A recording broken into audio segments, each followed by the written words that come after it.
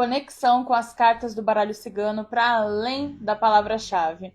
Essa semana a gente falou, demos um outro passo, né, no nosso processo de expansão das nossas leituras de baralho cigano. A gente deu um próximo passo nesse processo, falamos a respeito de palavra-chave, de interpretação, falamos a respeito de conduta de atendimento, o que é opinião, o que é ciência, o que é lei, o que pode, o que não pode.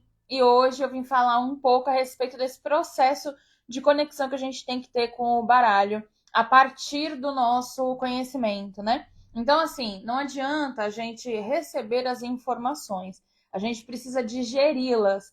E a digestão das informações acontece não só por deixar a poeira baixar, né? A gente, claro, deixa a poeira baixar, mas é necessário que a gente reflita sobre aquilo que a gente ouviu, entende?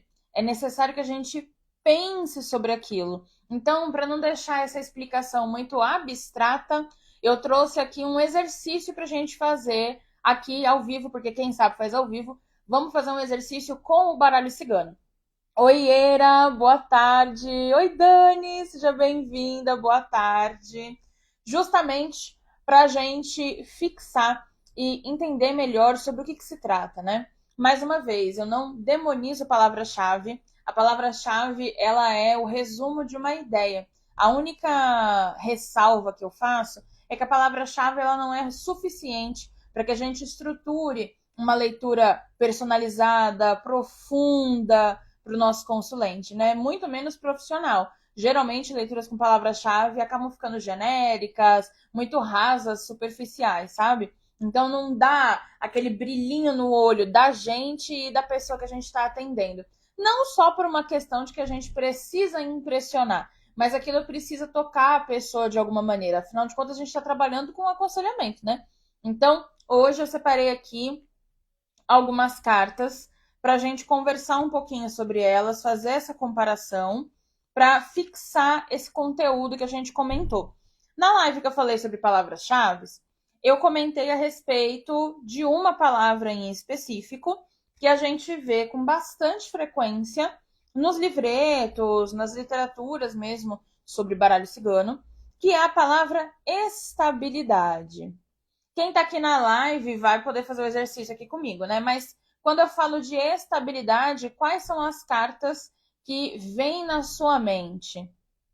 Pode colocar aqui nos comentários que eu quero saber. A gente tem mais de uma e quem estava na aula dessa semana aí assistiu, sabe de quem que eu tô falando. Por isso que hoje eu trouxe pra gente dar uma papeada. Quando a gente fala sobre estabilidade no baralho cigano, quais são as cartas que te passam, né? Ou quais são as cartas que têm essa característica? Oi, Raquel, boa noite. Hum.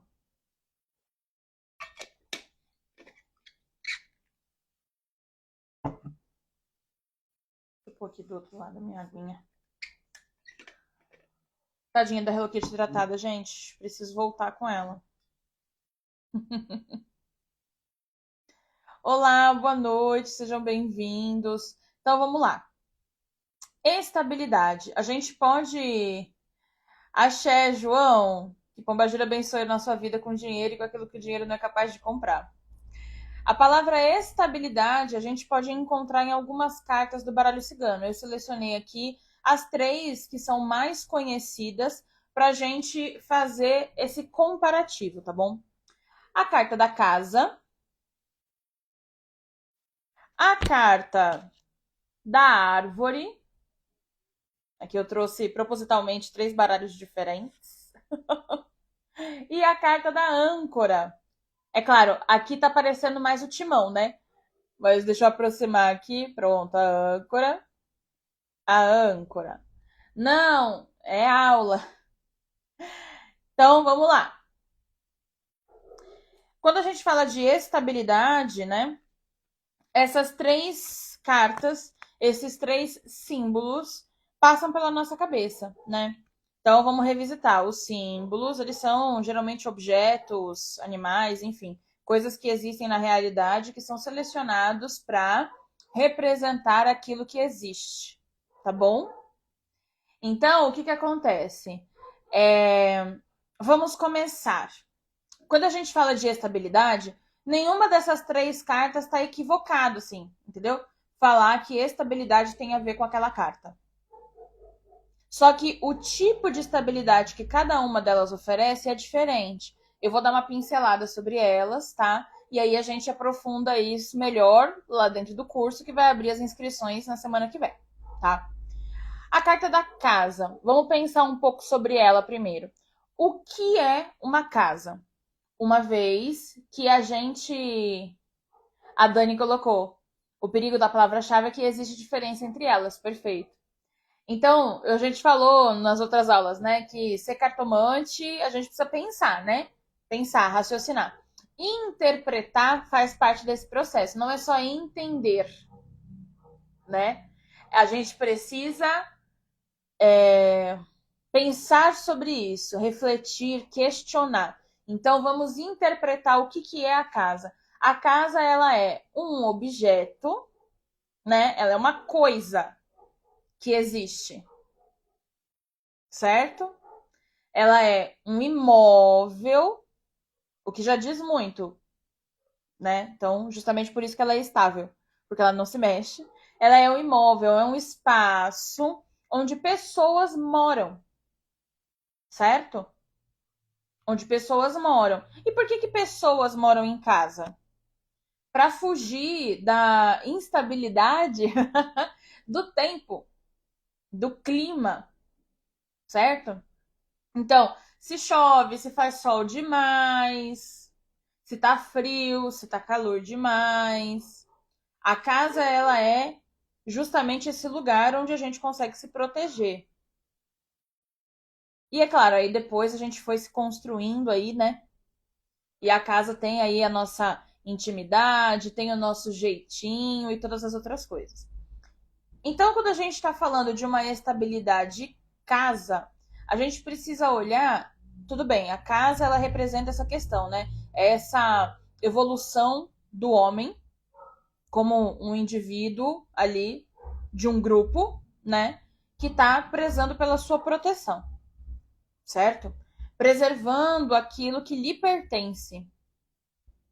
Interessante. E como funciona uma casa? Porque tudo bem, ela é um objeto, mas o que acontece? A casa, essencialmente, né, ela é um espaço onde cabe uma pessoa ou mais para conviver ali. E ela é dividida em cômodos, né, que cada cômodo vai ter ali um tipo de função. Então, no quarto a gente dorme, na sala a gente recebe visitas, acaba ficando um tempo. Na cozinha a gente faz comida, tem um pouco da higiene ali também, né? Lava a louça e tal. No banheiro, a gente tem os nossos rituais de higiene. No quintal, geralmente ele fica ali aberto para lazer. Às vezes, algumas pessoas têm ali um espacinho ou até mesmo uma sala, que é um escritório para poder estudar.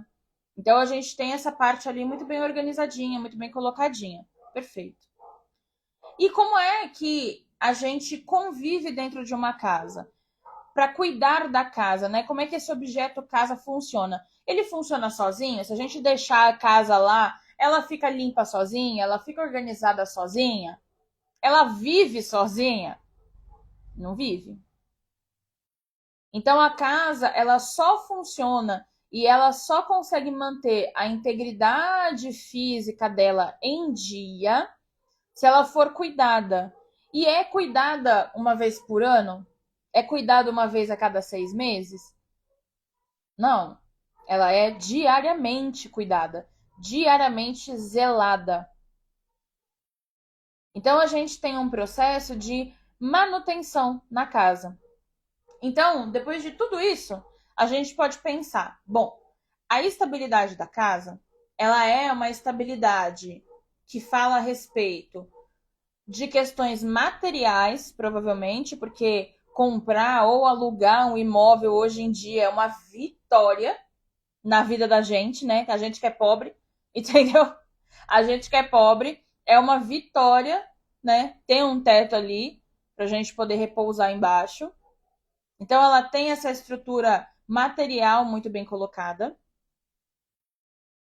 mas ela tem uma estabilidade que precisa também de uma certa atenção diária ou minimamente periódica, né? Então precisa ter uma frequência de cuidados para que ela se mantenha, certo? O que vocês acham sobre a estabilidade da casa? Tem alguma coisa para acrescentar? Que aqui, é claro, a ideia é ir dando uma puxadinha, né? É ir dando uma puxadinha.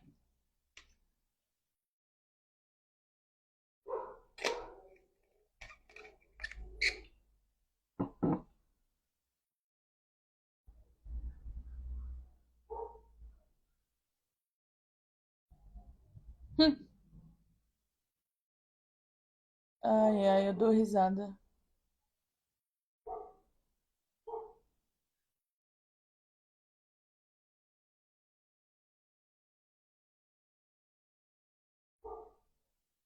Depois da casa, a gente tem a árvore, né?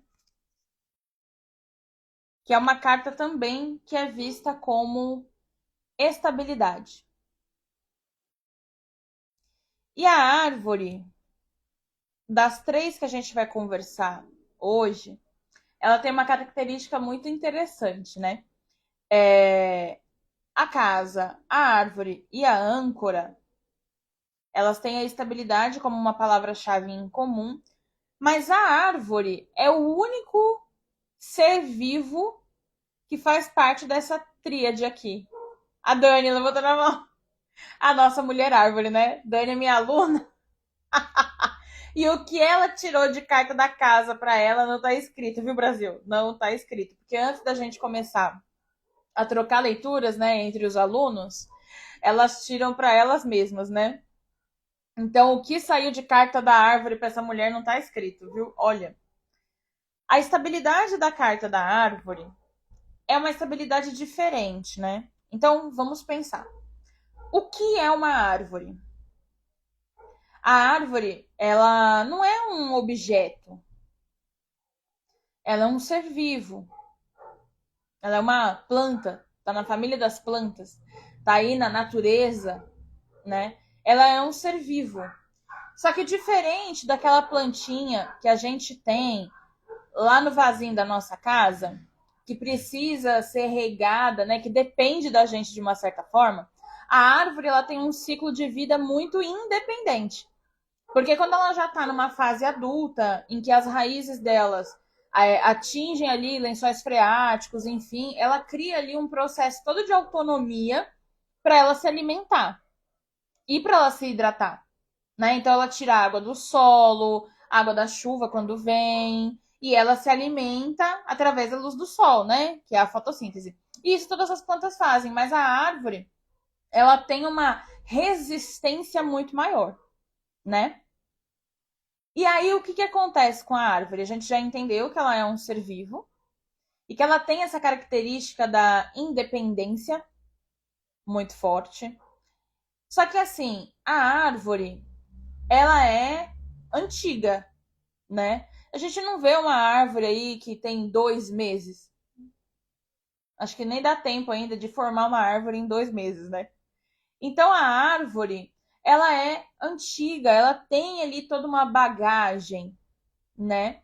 Se ela é tão antiga, significa que assim, ela tem pelo menos alguns anos de vida, certo?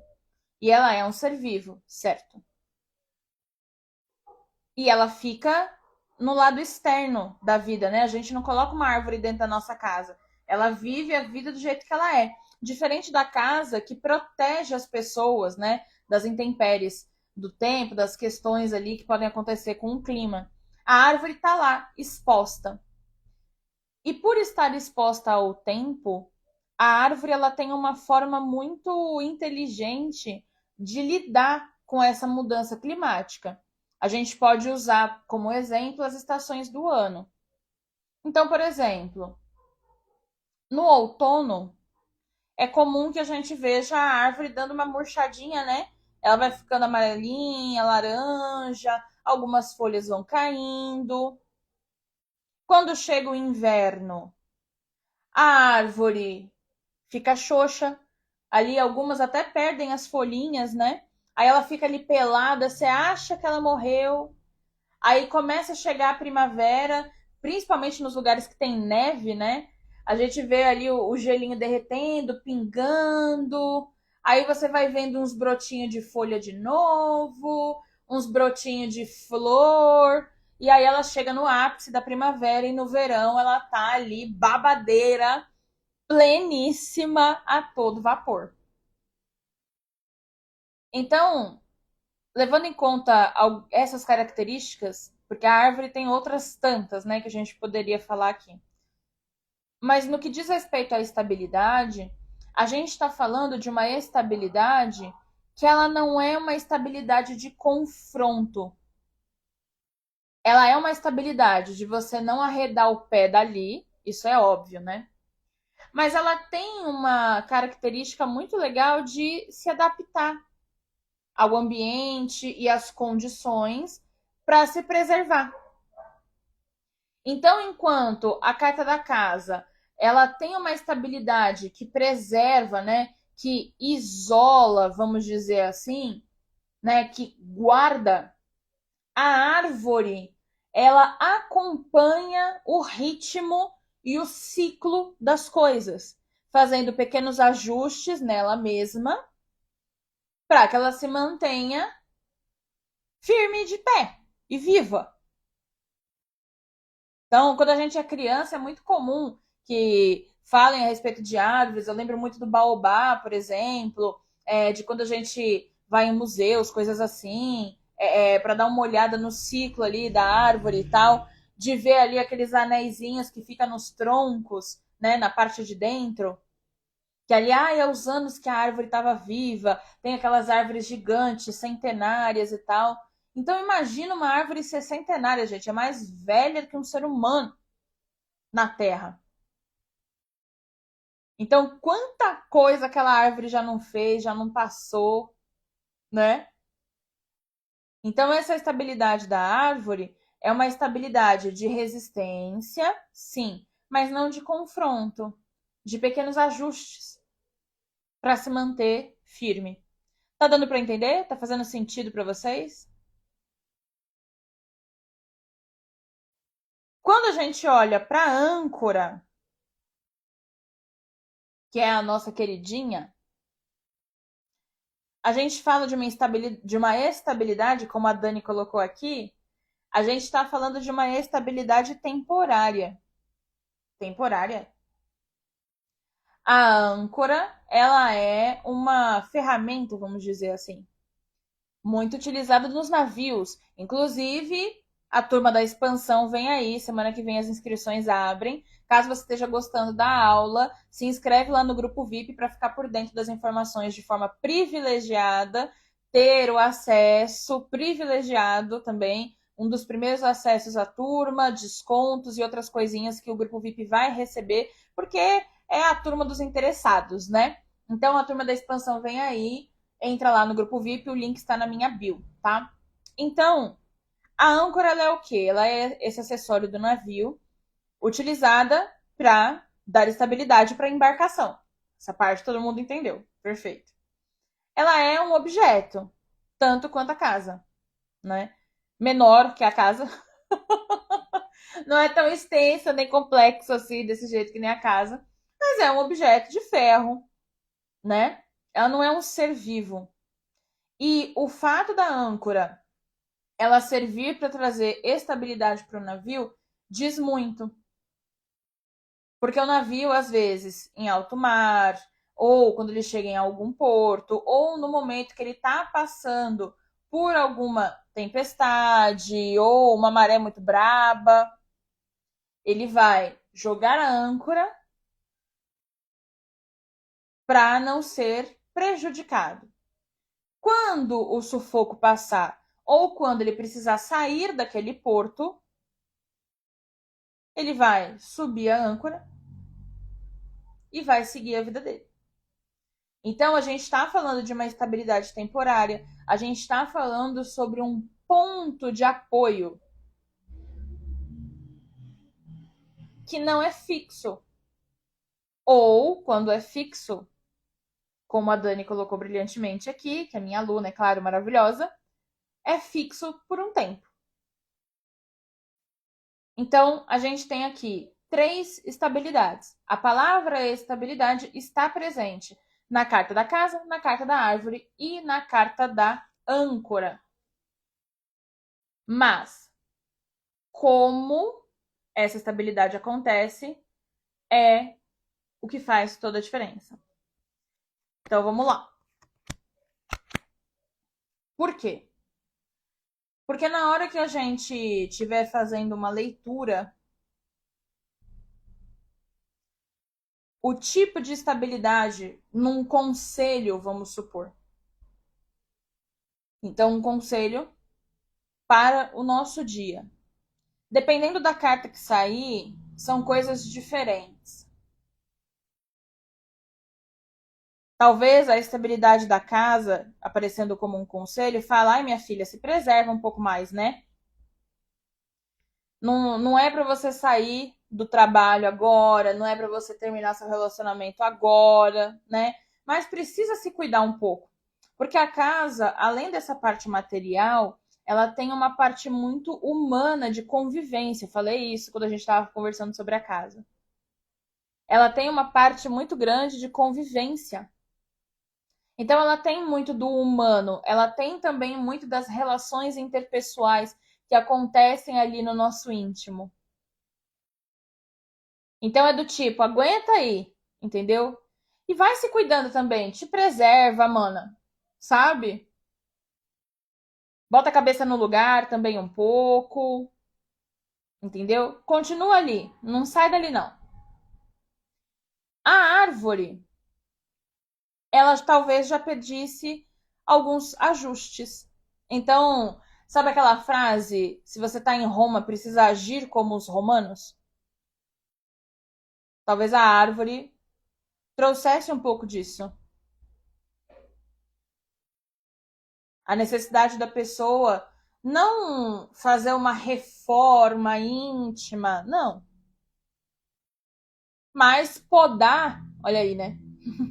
Mas podar algumas atitudes, alguns comportamentos, pelo menos momentaneamente, até o inverno passar, sabe? E a estabilidade da âncora, ela pode falar tanto da pessoa segurar o tchan, porque o negócio vai ficar louco, mas ela também pode falar a respeito da busca de algum recurso que consiga ajudá-la a passar por esse período de dificuldade. Pode ser uma coisa ou alguém também, que consiga trazer um pouco, pelo menos durante um tempo, enquanto a situação está mais crítica, né? Então, por exemplo, se a gente está falando sobre a área profissional, pode ser um freelancer, alguma coisa nesse sentido, que vai resolver o BO ali na hora e depois, ó, tchau. Não precisa registrar outra pessoa, mas talvez trazer alguém ali para colocar uns panos quentes aí na situação. Entende? Então a gente está falando de estabilidade. E aqui, é claro, né? Eu virei para a parte do conselho, para que fique um pouco mais prático, tá? Mas quando ela vai definir, quando essas cartas definem uma situação, a gente entende as características que essa situação tem. Então, mais uma vez, a palavra-chave ela não é nossa inimiga. Ela só não é o suficiente para a gente realizar uma boa leitura. É por isso que as pessoas, e eu fiz essa aula justamente para isso, para mostrar para vocês que baralho cigano não é prático, rápido e objetivo. Ele é um baralho simbólico, como todos os outros oráculos, né? Ele tem símbolos, então, objetos, animais, pessoas que fazem parte ali da sociedade, do cotidiano, que representavam uma época específica e um lugar específico, que foi onde o baralho cigano nasceu, que dentro do jogo vão representar fatos do dia a dia, vão descrever pessoas, emoções, sentimentos e outras coisas, tá?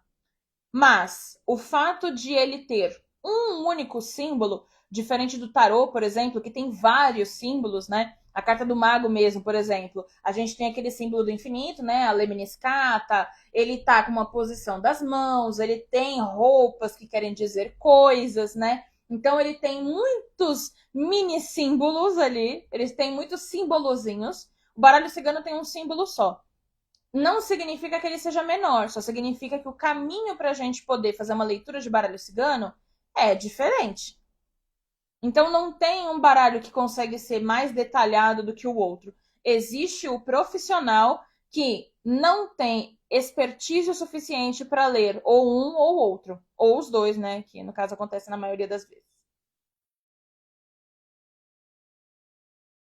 A diferença é que aqui a gente precisa parar para pensar como é que a casa se relaciona dentro desse contexto. E a gente tem uma facilidade, sim, por que não?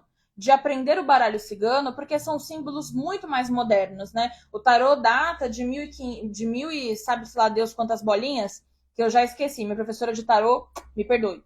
Mas o baralho cigano é de 1800 e Guaraná com rolha. Então ele está muito mais próximo da gente. Embora eu já tenha falado para vocês que o baralho cigano ele tem alguns símbolos que já caíram em desuso, né? Como a carta da carta, por exemplo, a gente não vê muitas cartas hoje em dia sendo enviadas e geralmente não são com a mesma finalidade que eram antigamente, né? O cavaleiro, por exemplo, a gente também não vê um cavaleiro andando por aí e quando vê não é nesse mesmo intuito do que era antes. Até o livro, ele ainda existe, mas a gente está ainda nesse processo de transição do físico para o digital, né? Então, assim, a gente tem uma facilidade maior com o baralho cigano? Tem. Ele é um único símbolo, ele tem símbolos mais modernos, então a gente tem um acesso melhor a ele. É muito fácil a gente identificar o baralho cigano na nossa vida porque a nossa realidade está muito próxima da realidade que o baralho está mostrando, porque ele é o registro de objetos, de símbolos da época que ele foi criado. Então, ele tem sim a sua acessibilidade, ele tem as suas facilidades, mas ele não é um oráculo raso, ele não é um oráculo objetivo. E com essa aula eu quis mostrar justamente isso para vocês. O poder que a palavra-chave tem e o que ela não tem de poder. E também o quanto que o baralho cigano ele consegue trazer de detalhes. E isso aqui é só o começo, tá? Na semana que vem eu já preparei alguns exercícios para a gente trazer mais detalhes ainda do baralho cigano. Então, o fato dele ser um baralho simbólico significa que a casa ela vai ser sempre a casa. Algumas interpretações vão variar de cultura para cultura, mas ela sempre vai ter uma função, ela sempre vai ter uma característica, ela sempre vai ter uma construção. E em cima disso a gente consegue criar, a gente consegue acrescentar a nossa intuição. Que, como a gente já viu nas aulas passadas, intuição são ideias geradas pelos conhecimentos que a gente já tem e as experiências que a gente já passou. Negócio de espírito é outra história. Não tem a ver com cartomancia, mas para quem quiser misturar, pode, tá? Mas não é isso que eu vou ensinar e não é sobre isso que se trata o baralho cigano. Certo? E aí, gente, o que vocês acharam da aula de hoje? Gostaram? Fez sentido para vocês? Abriu um pouco do olhar de vocês para o baralho cigano? Eu falo isso porque antes da gente começar, vão colocando nos comentários para mim, tá? É muito bom saber. Eu falo isso porque antes de começar, eu fiz um vídeo de divulgação das lives justamente com esses mitos, né? Então, o povo fala muito, o baralho cigano é o baralho fofoqueiro. Assim, eu entendo o que as pessoas querem dizer e também sei quando as pessoas estão querendo tirar uma com baralho cigano, né? Todo oráculo ele é fofoqueiro, né? Porque a gente já falou sobre ontem, né? Ontem, na aula de ontem, a gente falou a respeito dessa questão da adivinhação e tal. Então, em teoria, todo oráculo é fofoqueiro, porque ele vai revelar aquilo que está oculto. Então, em tese, todos eles são fofoqueirinhos. Mas as pessoas têm muito essa questão de o baralho cigano ele não consegue ser profundo, então não dá para fazer leitura sobre autoconhecimento com ele. Não dá para fazer leituras por metáforas e tal, o que é uma falta de conhecimento do baralho cigano, uma falta de conhecimento do que é figura de linguagem e metáfora. É uma falta de conhecimento, é uma ignorância total, né? Porque metáfora, o oráculo ele trabalha na base da metáfora, né? A gente já conversou sobre isso. Tudo o que é do meio oracular é uma metáfora. Então ele consegue sim trazer bastante detalhe. Ele consegue sim trabalhar muito bem nas leituras de autoconhecimento, para além, né, das adivinhações, das previsões aí, se ele volta, se ele gosta de mim, o que ele está pensando, que também são perguntas super genuínas, tá? Cartomancia tá aí para isso também. A gente não precisa demonizar uma coisa para seguir um outro caminho.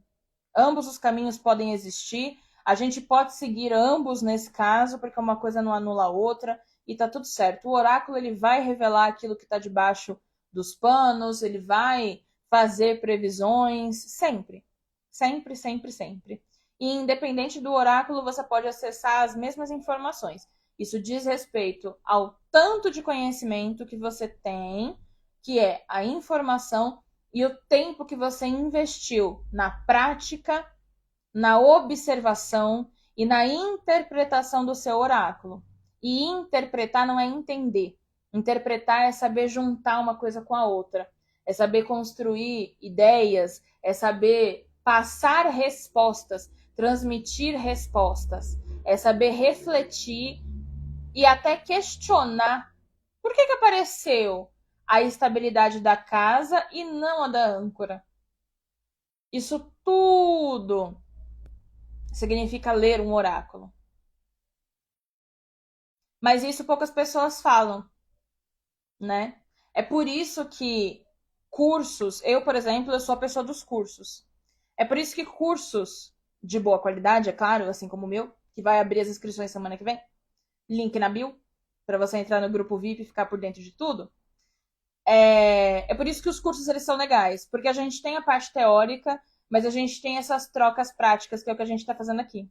Então, essas aulas gratuitas, elas são justamente para isso. Primeiro, para aumentar o seu conhecimento, o seu repertório sobre esse oráculo. Desmistificar aí muitas dessas inverdades sobre o baralho cigano.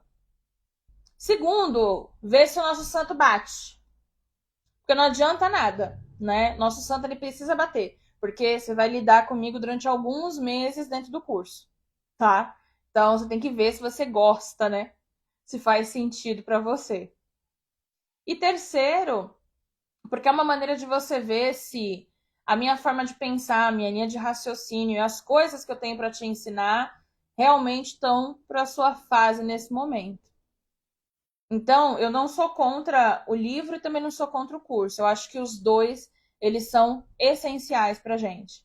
A leitura e também a troca com outros profissionais. Porque a gente sempre vai expandir o nosso olhar. E eu falo isso por experiência própria, tá? Começo do ano, comprei cursos novos de baralho.